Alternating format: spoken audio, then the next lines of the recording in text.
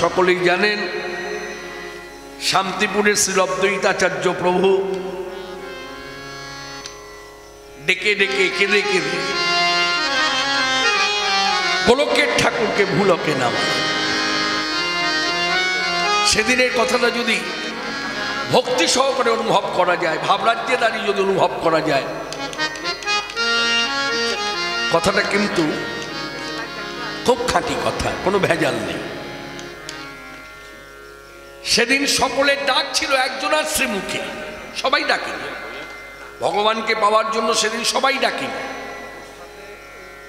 আমরা শাস্ত্র বিচার করে দেখেছি অন্যান্য যুগে ভগবানকে ডেকেছে সকলে, অনন্ত কোটি ব্রহ্মাণ্ডে যত দেবদেবী তারা তো ডাকলেন, সঙ্গে এই পৃথিবী একদিন গাভীরূপ ধারণ করেছিল।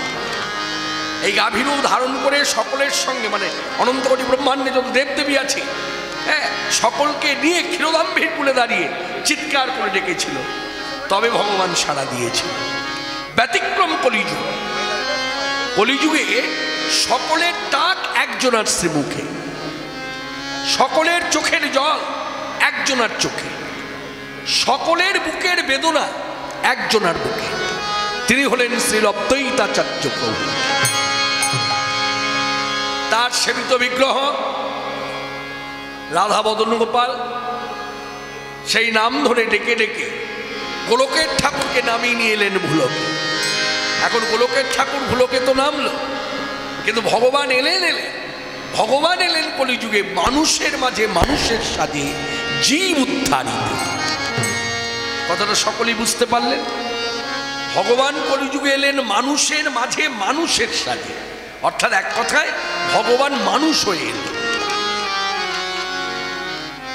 ভগবান যদি ভগবান হয়ে আসতো তাহলে আমি অন্তত ভগবানের কোল পেতাম না, না আমি ভগবানকে ছুতে পারতাম, না ভগবান আমায় ছুতে পারত। তার মধ্যে তো ভগবৎ সত্তা থাকতো। ভগবৎ সত্তা থাকলে তো তিনি আমাদের সঙ্গে মিশতে পারবেন না। যার জন্য কলিযুগে ভগবান চৈতন্য গোসাই তিনি কি করলেন? তিনি মানুষ হয়ে এলেন, অর্থাৎ তিনি আসার সময় উপলব্ধি করলেন যে আমি যদি মানুষ হয়ে না যাই, আমি জীবের সঙ্গে, মনুষ্য জীবের সঙ্গে মিশতে পারবো না। এই মনুষ্য জীবের সঙ্গে মিশবার জন্যই, তাদেরকে কোল দেবার জন্যই, সকল জীবকে উদ্ধার করবার জন্যই তিনি কি করলেন? মানুষের মাঝে মানুষের সাজে এলেন। আর এই মানুষের সাজে আসার দরুন কি হলো? যাদের মধ্যে ভক্তির অভাব, তারা চৈতন্যদেবকে ভগবত জ্ঞানে মেনে নিতে পারলেন না।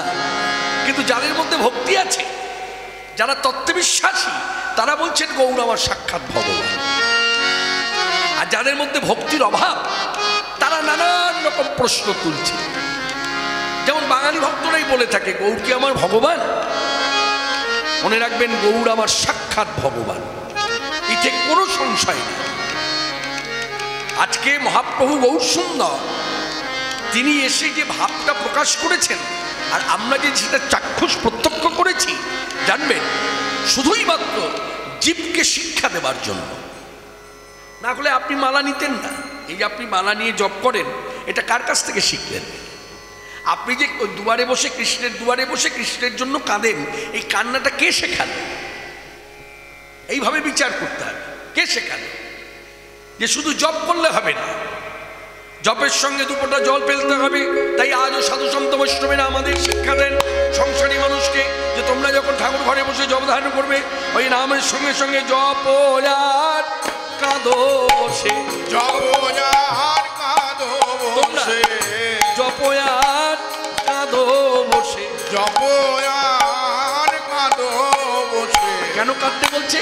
না কাঁদিলে প্রাপ্তি, যত কাঁদিবে প্রাপ্তি নিকট হবে, কৃষ্ণ কৃষ্ণ কৃষ্ণ বলে যত কাঁদবে প্রাপ্তি নিকট হবে, কৃষ্ণ কৃষ্ণ কৃষ্ণ বলে যত কাঁদিবে প্রাপ্তি নিকট হবে, জপ আর কাঁদো বসে।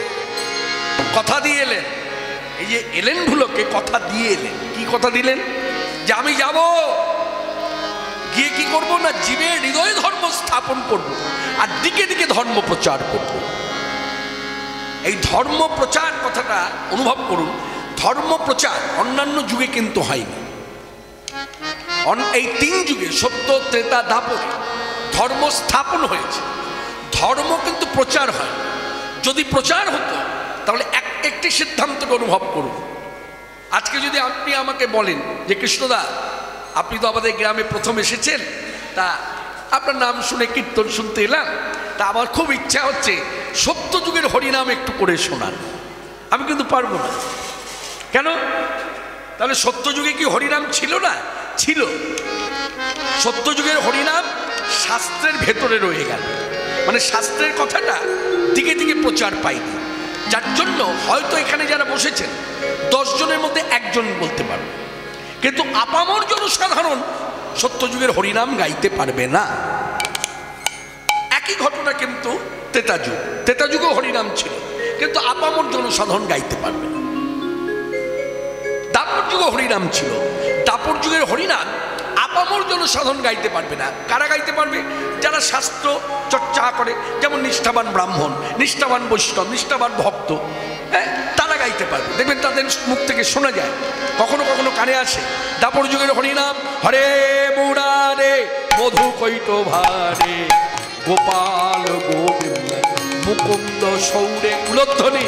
হরে মুরারে মধু কৈট ভারে গোপাল গোবিন্দ মুকুন্দ সৌরে। হরে মুরারে মধু কৈট ভারে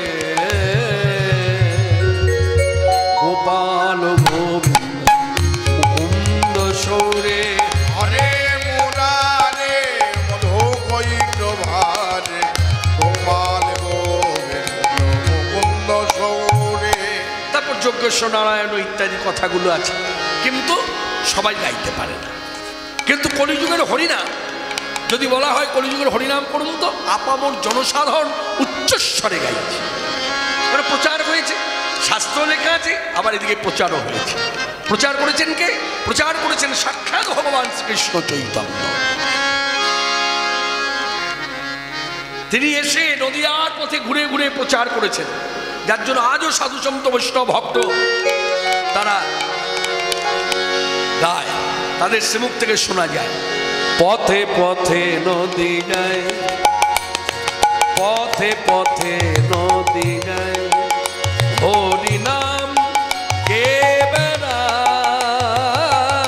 পথে পথে নদী যায়, পথে পথে নদী যায়, হরি নাম কে বেড়ায়। পথে পথে নদী যায়। মুখে হরি বলে নেচে নেচে চলে, রাধা প্রেম ভাবে গোড়ায়। মুখে হরি বলে নেচে নেচে চলে, রাধা প্রেম ভাবে গোটা সে যে মুখে হরি বলে, মুখে হরি বলে, মুখে হরি বলে নেচে নেচে চলে, রাধা প্রেম ভাবে গোড়ায়। মুখে হরি বলে নেচে নেচে চলে, রাধা প্রেম ভাবে গোটা পথে পথে নদী যায়, হরি নাম কে বেড়ায়। পথে পথে নদী যায়, হরি নাম কে বেড়ায়। পথে পথে নদী যায়। রাধার প্রেমে পাগল পারা হলে দিশে হারা। রাধার প্রেমে পাগল পারা খোঁজে দিশে হারা। শ্রী রাধা প্রেমে পাগল পারা হলে দিশে হারা। রাধার প্রেমে পাগল পারা খোঁজে দিশে হারা। দু নয়নে শুধু বহে প্রেমবাণী ধারা। নয়নে শুধু বহে প্রেম বাড়ি ধারা। যে নদিয়ার পথে, নদিয়ার পথে, নদিয়ার পথে প্রেমের ভিখারি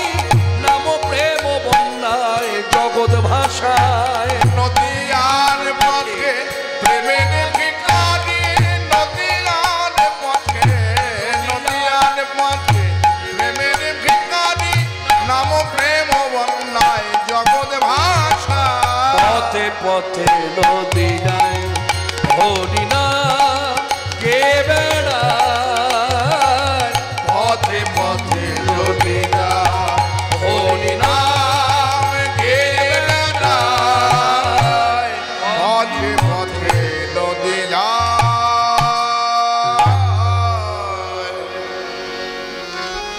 পথে পথে নদী গায় হরিনামে গিয়ে বেড়ায়। এই সেই সাক্ষাৎ ভগবান শ্রীকৃষ্ণ চৈতন্য। এমন ভগবান হয় না, হবার না।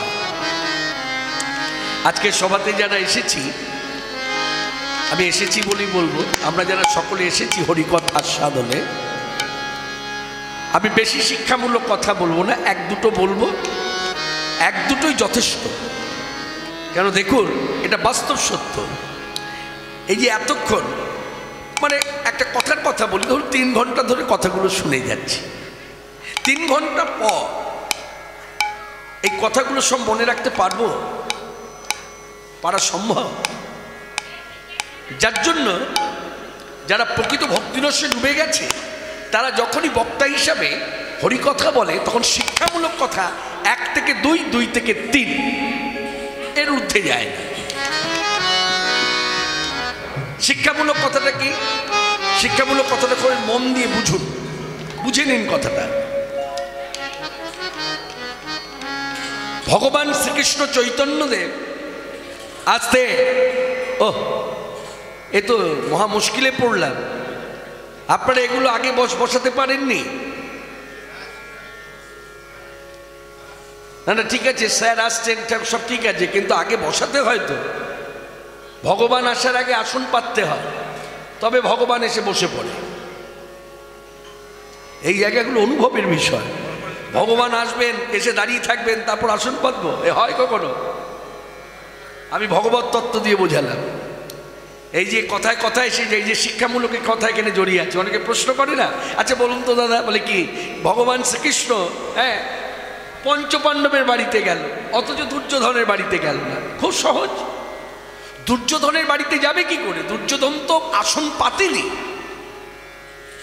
কিন্তু পঞ্চপাণ্ডব তাদের অনুভব ভগবান আসুক চাই না আসুক, ভগবানের জন্য আসনটি পেতে রেখেছে, আসলে যেন তিনি বসতে পারেন। এই কথা থেকে এই কথাগুলো অনুভব করতে হবে, উপলব্ধি করতে হবে। আমি ভগবত তত্ত্বের কথার মধ্যে জড়জগতের কথাটা বলে দিলাম। যখনই কোথাও সভা হবে, আগে ভাগে আসন পেতে তৈরি করে রাখতে হয়। কারণ বিশিষ্ট গুণীজনেরা আসেন, তারা আসন নেন, তা আসন পেতে রাখতে হয়। যাই হোক, কথা কেউ বলবেন না। কথা বললে কি হবে, আমার একটু স্মরণ মনন করে বলতে হয়, তো মনোসংযোগে বাধা পড়ে যায়। তখন কি হবে, আমি খেই হারিয়ে ফেলবো। যেহেতু আমি জড়দেহ, রক্তমাংসে গড়া শরীর, ভুলভাল বলে ফেলবো, কোনো কথার সঙ্গে কোনো কথা লিঙ্ক পাবেন না। ঠিক আছে, আমি ভেঙে বলে দিলাম, মন দিয়ে শুনুন। একটু আমি কি করলাম, ট্র্যাক থেকে সরে গেলাম। তারপরে ট্র্যাক থেকে যখন সরে গেলাম, ভক্তির ট্র্যাকে প্রবেশ করতে গেলে একটাই উপায়, সবাই মিলে বলুন, হরে কৃষ্ণ হরে কৃষ্ণ কৃষ্ণ কৃষ্ণ হরে হরে হরে রাম হরে রাম রাম রাম হরে হরে। এবার শিক্ষামূলক কথাটি মন দিয়ে শুনুন।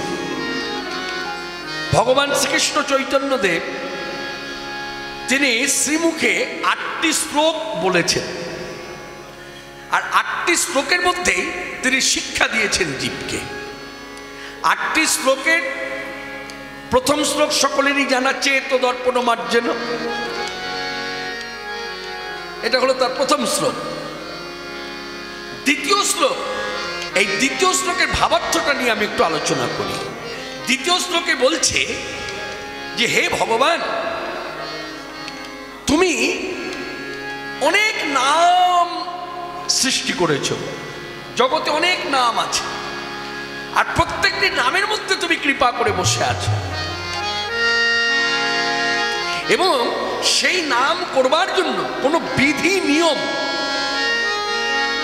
রাখনি, যে এই সময় করা যাবে, ওই সময় করা যাবে না, ওই সময় করা গেলে এই সময় করা যাবে না, এইরকম কোনো নিয়ম রাখনি। আর সেই নামের প্রতি আমার অনুরাগ জন্মালো না। এটা হলো দ্বিতীয় শ্লোকের ভাবার্থ, মানে আমি বাংলা অনুবাদটা বললাম। এবার কথা হলো দেখবেন আমাদের এই বাংলায়, আমি বাংলাতেই বলি যেহেতু আমরা পশ্চিমবাংলার মানুষ, আমার কথাবার্তায় প্রথম থেকে এই রকম, আমি ভিন্ন রাজ্যকে নিয়ে টানাটানি করি না, আমি গোটা ভারতবর্ষকেও টানাটানি করি না, আমি যে রাজ্যের মানুষ সে রাজ্য থেকেই কথা বলি। আমরা যারা বাঙালি ভক্ত, বর্তমানে দেখবেন অনেক সম্প্রদায় আমাদের আছে, বাঙালি ভক্তদের মধ্যে অনেক ঠাকুর আছে। তা মনে রাখবেন, মাথায় রাখবেন, প্রত্যেক সম্প্রদায়ে তাদের নিজস্ব হরিনাম আছে। যেমন আমি যে সম্প্রদায়ে যুক্ত, আমার আরাধ্য হচ্ছে প্রভু জগৎবন্ধু সুন্দর, ঠিক আছে। আমার সম্প্রদায়ের কীর্তন হলো হরিপুর জগৎবন্ধু মহায় উদ্ধারণ, চারি হস্ত চন্দ্রপুত্র হা কীটপতন, প্রভু প্রভু হে অনন্ত অনন্তময়, এই হচ্ছে কীর্তন। আচ্ছা, আরো ভালো করে বুঝে নিন, আরেকটি সম্প্রদায় আছে, সেটা হলো পাটবাড়ি, ছিল রামদাস বাবাজি। রামদাস বাবাজির নাম বললেই বুঝতে পারবেন, চিনে নিতে পারবেন, ছিল রামদাস বাবাজি। হ্যাঁ, যাদের তিলক হচ্ছে মানে কি বলবো, বংশপত্র, বাঁশপাতা তিলক, মানে নিত্যান্ত গণের। তো এখানে কথাটা হচ্ছে, সেই সম্প্রদায়ের একটি কীর্তন আছে। সেই কীর্তন কি না, ভজনিতাই গৌর রাধেশ্যাম জপ হরে কৃষ্ণ হরে রাম। হলো, তাহলে দুটো সম্প্রদায় হলো। আরও কিছু কিছু সম্প্রদায় আছে, যেমন আপনাদের এদিকে প্রচার আছে কিনা জানি না, নাম শুনে থাকবেন, রামনারায়ণ সম্প্রদায়, মানে যার স্রষ্টা হচ্ছে পূজ্যপাদ বালক ব্রহ্মচারী, যার কীর্তন হচ্ছে রাম নারায়ণ রাম, জপনা রাম নারায়ণ রাম নারায়ণ রাম নারায়ণ নাম রাম, এটা একটা নাম হয়ে গেল। তাহলে তিনটে সম্প্রদায় বললাম। আরেকটি সম্প্রদায় আছে দেওঘর, ঠাকুর অনুকূল চন্দ্র, তার কীর্তন কি, সেখানে কীর্তন হচ্ছে জয় রাধে রাধে কৃষ্ণ কৃষ্ণ গোবিন্দ গোবিন্দ বলরে, এই হচ্ছে তাদের সম্প্রদায়ের কীর্তন। এখন মূল বক্তব্যটা হচ্ছে, দেখুন, আমার সম্প্রদায় নিয়ে আপনার দু চারটে কথা থাকতেই পারে, আমার সম্প্রদায়কে আপনার পছন্দ হতেও পারে, নাও হতে পারে, সেটা নিয়ে কথা নয়। আপনার সম্প্রদায়কে নিয়ে আমারও পছন্দ হতে পারে, নাও হতে পারে, সেটা নিয়ে কথা নয়। আমার মূল বক্তব্য হচ্ছে, যে সম্প্রদায় হোক না কেন, সম্প্রদায় নিয়ে আপনি আলোচনা করুন, সম্প্রদায় নিন্দা চর্চা করুন, কিন্তু সম্প্রদায়ের যে হরিনাম, সেই হরিনাম কিন্তু আপনি নিন্দা চর্চা করতে পারেন না। কেন পারেন না? ওই যে দ্বিতীয় শ্লোক, ওই যে চৈতন্যদেব ভগবানের কাছে বললেন, ভগবান এই জগতে প্রচুর নাম তুমি সৃষ্টি করেছো, ঠিক আছে, আস্তে, প্রচুর নাম তুমি সৃষ্টি করেছো, আর প্রত্যেক নামের মধ্যে তুমি কৃপা করে বসে আছো। তাহলে সব নাম যদি তারই সৃষ্টি হয়, সেই নামের নিন্দা চর্চা যদি আমি করে থাকি, আমিও যদি করে থাকি, তাহলে কি হবে? নাম অপরাধ স্পর্শ করবে।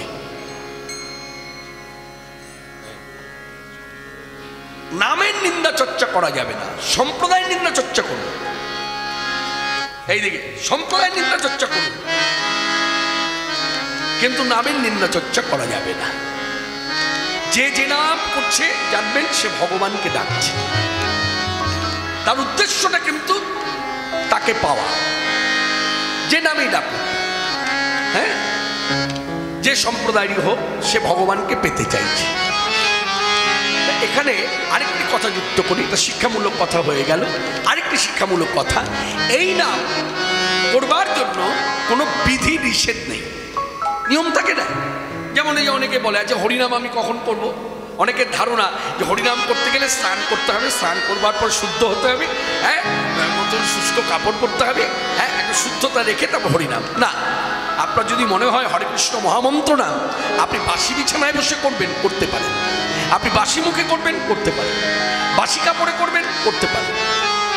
আপনি ছাদে পাইচারি করছেন, করবেন, করুন, কোনো বাধা নেই। আপনি কর্ম করছেন, মাঠে চাষ করছেন, চাষ করতে করতে আপনি করতে পারেন। আপনি যে কোনো জায়গায় কর্ম করছেন, কর্ম করে খেতে হয় তো মানুষকে, কর্ম ছাড়া খাওয়া জুটবে না। কি সাধু কি গৃহী, যে গৃহে থাকে তাকেও কর্ম করে খেতে হয়, যে মঠবাসী মঠে থাকে তাকেও কর্ম করে খেতে হয়। মানে কলিযুগটা হচ্ছে অন্নগত প্রাণ। অন্নগত প্রাণ মানে এক কথায় ভাতের যুগ। দ্বিতীয় কথা হচ্ছে কর্মময় জীবন, কাজ না করলে খাওয়া জুটবে না। সাধুকেও কাজ করে খেতে হবে, গৃহীকেও কাজ করে খেতে হবে, ঠিক আছে, হয়ে গেল। 3, কলিযুগ কেমন যুগ? জনিগত মন। এ তো শাস্ত্রের কথা, আমার বানানো কথা নয়। আপনি আমার কথাটা নিয়ে গিয়ে কোনো গ্রামে যে শাস্ত্রজ্ঞ বৈষ্ণব আছে, ব্রাহ্মণ আছে, তাদের দুয়ারে গিয়ে জিজ্ঞাসা করুন যে কৃষ্ণদা এসেছিলেন, হ্যাঁ, ও সিংহবাড়িতে কীর্তন করছিলেন, তখন ব্যাখ্যা করতে গিয়ে তিনি এই কথাটা বললেন যে কলিযুগ কেমন না, তিনটি কথা বলতে গিয়ে শেষে বলছে জনিগত মন। কথাটা কি শাস্ত্রীয় কথা না তার বানানো কথা? শাস্ত্রের কথা। যতই আমি হরিচিন্তা করি না কেন, আমার মনটা কিন্তু জনিগত মন। এই সব দিক চিন্তা করে আমার প্রাণের প্রাণ বহু সুন্দর জীবকে দিল হরিনাম। যে কলির জীব না হবে যজ্ঞ, না হবে তর্পণ, না হবে কিচ্ছু হবে না। তা অতএব প্রাণ ভরে হরিনাম করো, যার জন্য কলিযুগের শ্রেষ্ঠ সাধনাই হচ্ছে হরিনাম। কি বললাম মায়েরা? কলিযুগের শ্রেষ্ঠ সাধনা হরিনাম। কলিযুগের শ্রেষ্ঠ সাধনার মধ্যে পূজা পাঠ নেই, যাগযজ্ঞ পূজা তর্পণ নয়, হরিনাম। মানে যেটুকু সময় পাবেন, ধরুন আপনি কর্ম করে সময় করে উঠতে পারেন না, যেটুকু সময় পাবেন আপনি যদি মনে করেন কবিতার মতো করে হরিনাম করবেন, হরে কৃষ্ণ কৃষ্ণ কৃষ্ণ হরে হরে, হরে রাম রাম রাম হরে হরে, তাতেই লাভ। আবার এখানে কথা এসে যায়, অনেকে বলে আচ্ছা হরিনাম করতে গেলে নাকি মাছ মাংস খাওয়া যাবে না। মনে রাখবেন, আপনি যাই খান না কেন, আপনি মাছ মাংস খেয়েও হরিনাম করতে পারেন, আবার মাছ মাংস ছেড়ে দিয়েও হরিনাম করতে পারেন। কেন? হরিনামের কি মহিমা জানেন? এইদিকে অবহেলায়ও যদি কেউ হরিনাম উচ্চারণ করে তাতেও লাভ। মানে তাহলে মাছ মাংস ছেড়ে হরিনাম, মাছ মাংস খাওয়া ছেড়ে হরিনাম করে কেন জানেন? কেন করে? এক কথায় উত্তর, দুর্লভ কৃষ্ণ ভক্তি পাবে বলে। নিষ্ঠা নিয়ে হরিনাম করলে দুর্লভ কৃষ্ণ ভক্তি লাভ হয়, আর নিষ্ঠা ছাড়া হরিনাম করলে ওই দুর্লভ কৃষ্ণ ভক্তি বাদ দিয়ে যত ফল আছে সব ফল লাভ হয়। যার জন্য সাধু সন্ত বৈষ্ণবেরা তারা তো আমাদের মতো অন্য কিছু চায় না, তারা কৃষ্ণ প্রেমটা চায়, তারা কৃষ্ণকেও চায় না। ভালো করে বুঝুন, কৃষ্ণকেও তারা চায় না। আপনি বলুন তো, আপনি কি চাই? ভগবানকে। কিন্তু এমনও ভক্ত আছে ভগবানকে চায় না, কি চায়? প্রেম চায়। আচ্ছা, এই যে প্রেমের ভিখারি, প্রেমের ভিক্ষাটা যে করছে ভগবানের কাছে, কেন? এটা যদি এইভাবে ভাবা যায় শাস্ত্রবিধি অনুসারে, তাহলে ভগবান শ্রীকৃষ্ণ চৈতন্যদেব সনাতন গোস্বামী পাদের সঙ্গে যখন শাস্ত্র কথা বলছে, তখন চৈতন্যদেব শ্রীমুখে বলছেন সনাতন গোস্বামীকে, সনাতন প্রেম প্রয়োজন। তিনি কিন্তু শ্রীমুখে বললেন না সনাতন জীবের ভগবান প্রয়োজন, বলেনি প্রেম প্রয়োজন। বলছে প্রেমের কথা বলছে কেন না, জানবেন কেউ যদি প্রেম অর্জন করতে পারে ভগবানকে তার ডাকতে হবে না, সে প্রেম অর্জন করে বসে আছে, ভগবান তার পেছনে এসে দাঁড়িয়ে আছে। তাই হরি হরি হরি। মানে ভগবান তার করাপ্ত, বশীভূত। ভগবান প্রেমের ভিখারি, ভগবান আর কিচ্ছু চায় না, প্রেম চায়। এই শুদ্ধ প্রেমটা পাওয়ার জন্যই সাধু সন্ত বৈষ্ণবেরা এত নিয়ম বিধি মেনে তারা হরিনাম করে। কিন্তু কেউ যদি মনে করে আমি আমার দ্বারা হচ্ছে না, আমি এমনি সব খেয়ে হরিনাম করতে চাই, করা যায়। বাসি মুখে করতে চাই, করা যায়। বাসি বিছানায় বসে করতে চাই, করা যায়। যার জন্য এই কথার উপরে ভিত্তি করে বহু বৎসর পূর্বে আমাদের বাংলার একজন মহারাজ, পূজ্যপাদ শিবানন্দগিরি মহারাজ, তিনি একটি কীর্তন তিনি নিজের হাতে কথাগুলো লিখে তিনি কীর্তন করলেন। কথাগুলো সবাই শুনুন মন দিয়ে, যে কথার মধ্যে কথাগুলো জড়িয়ে আছে, যে কথাগুলো আমি বললাম এই কথাগুলো ওই গানের মধ্যে জড়িয়ে আছে। পথ চলিতে আর বলিতে উলধ্বনি,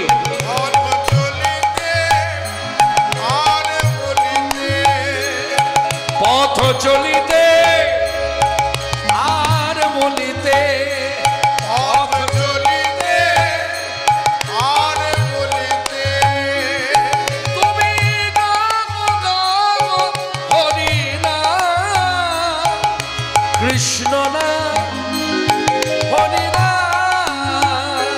পথ চলিতে আর বলিতে, পথ চলিতে আর বলিতে, সন্মুখে গাধা রাত্রি, তুমি যে পথ যাত্রী,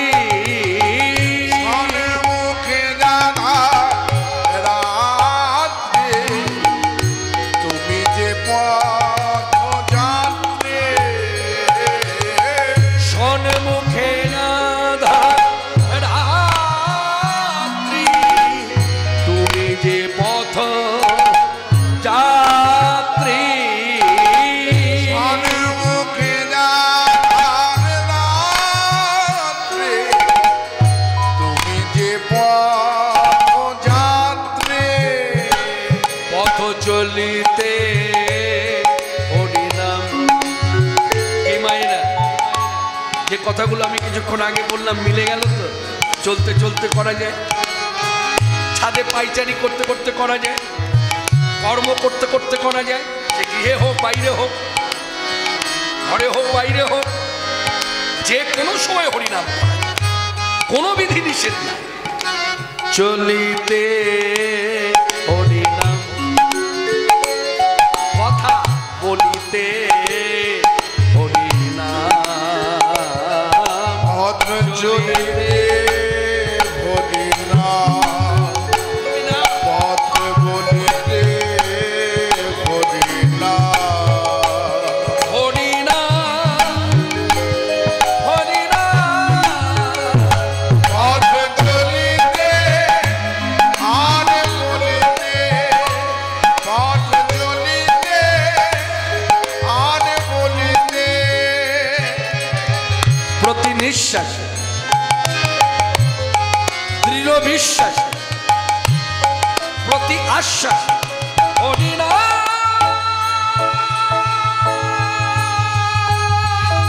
প্রতি নিঃশ্বাসে দৃঢ় বিশ্বাসে, প্রতি আশ্বাসে গাহো হরিনাম, প্রতি নিঃশ্বাসে দৃঢ় বিশ্বাসে, প্রতি আশ্বাসে গাহো হরিনাম, প্রতি নিঃশ্বাসে দৃঢ় বিশ্বাসে, প্রতি আশ্বাসে গাহো হরিনাম, তুমি গাহো হরিনাম, তুমি গাহো হরিনাম, পথ চলিতে আর বলিতে, পথ চলিতে আর বলিতে, ভাবে আসিয়া ভাবে ভাসিয়া প্রেমে মাতিয়া হরিনাম, ভাবে আসিয়া ভাবে ভাসিয়া প্রেমে মাতিয়া গাহো হরিনাম, ভাবে আসিয়া ভাবে ভাসিয়া প্রেমে মাতিয়া গাহো হরিনাম, ভাবে আসিয়া ভাবে ভাসিয়া প্রেমে মাতিয়া গাহো হরিনাম, তুমি গাহো হরিনাম, তুমি গাহো হরিনাম।